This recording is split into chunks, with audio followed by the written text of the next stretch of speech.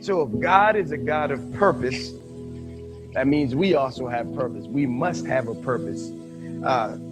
If God is a God of purpose, then we must have purpose. We must have purpose in the kingdom.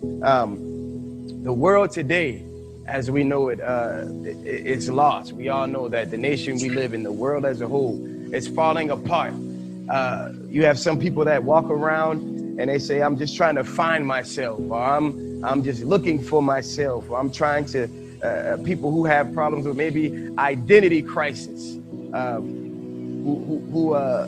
they just, every time you see them, they might be changed, or they might be struggling within themselves. I'll be as bold to say even homosexuality. It's people trying to find themselves. If you don't have a purpose, you almost walk around aimlessly. So you have to find yourself. So therefore, it's purpose that they're missing. It's purpose as a whole. Purpose concerning the kingdom. Purpose from the one who is the God of purpose. Here's another statement that someone said that I want to explain this right. It says, where purpose is not found, abuse is present. Where purpose is not found, abuse is present. They said inevitable, but for lack of better terminology, abuse is present. Where purpose is not found, abuse is present. So what do we mean by that? First of all, let's define the word abuse. Because when we hear the word abuse, we automatically think violence or beating up or something like that. Abuse means to misuse. So abuse means to misuse. It means abnormal use.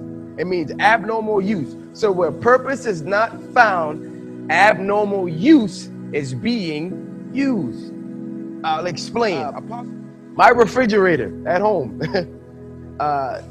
When we first moved to the house, it came with this refrigerator. And one day I left the refrigerator cracked open.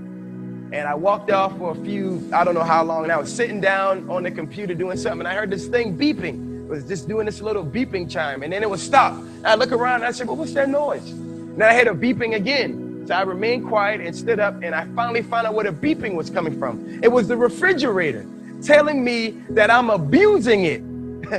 How am I abusing the refrigerator? The refrigerator is not made to stay open.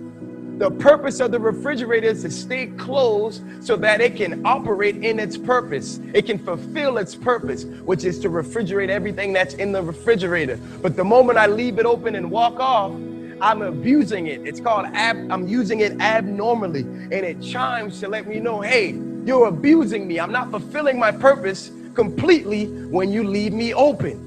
If that makes sense. Again, you are who you are because of the why. So the refrigerator is made the way it is because of why. It needs to refrigerate because of the why. It's not the what, it's the why. You see, a lot of times we're blessed with gifts. We're given gifts. God blesses us with gifts, talents, things we learn, things we achieve. And we get so caught up in the what, this, the us. Oh man, I'm so good at what I do. Oh, I can do this, I can do that. But that's not why you have the talent and ability and the skills. The why is in Christ. The why is in God. The why must be fulfilled. The why is the purpose. There's a singer, God wants me. But the enemy knows where God wants you. The enemy knows you have a purpose. The enemy knows you have a gift. So he tries to get you to abuse your gift. Some people use their gifts in other ways. I gave the example of the R&B singer. She uses her gift for the wrong things. It's not for the glorification of God. It's not for the church as physical as well as the church as the kingdom. She's not using it for the kingdom. She's using it for self-gain. So that's abuse. And a lot of people say, oh, well, and naturally, if you don't understand kingdom, if you don't understand the Holy Ghost, if you don't understand God, you would naturally say, well, she's not doing nothing wrong. That's her job. She's using her gift to make money, and she's making a living. Right, that's good. That's good. That's not, I didn't say that was illegal, but it's wrong. Because it's not of the kingdom. It's not of the purpose of the creator. The purpose for the Creator is concerning the kingdom. He said, if you love me, you will keep my commandments, and my Father will love you. You must love God. And it says, seek ye first the kingdom of God.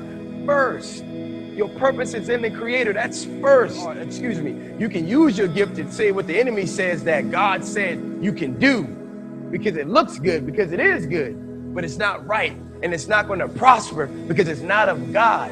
When you're in God, as we come to a close, when you're in God, when you're in your purpose that's in God, you will be complete, lacking nothing. Now unto him that is able to present you faultless before the throne of grace, faultless unto him. Now unto him, he must be the center.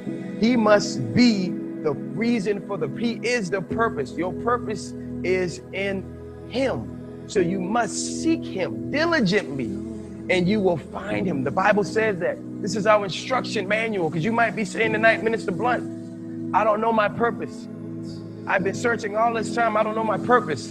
Here it is. It's right here. Seek him. He will give you your purpose. When I move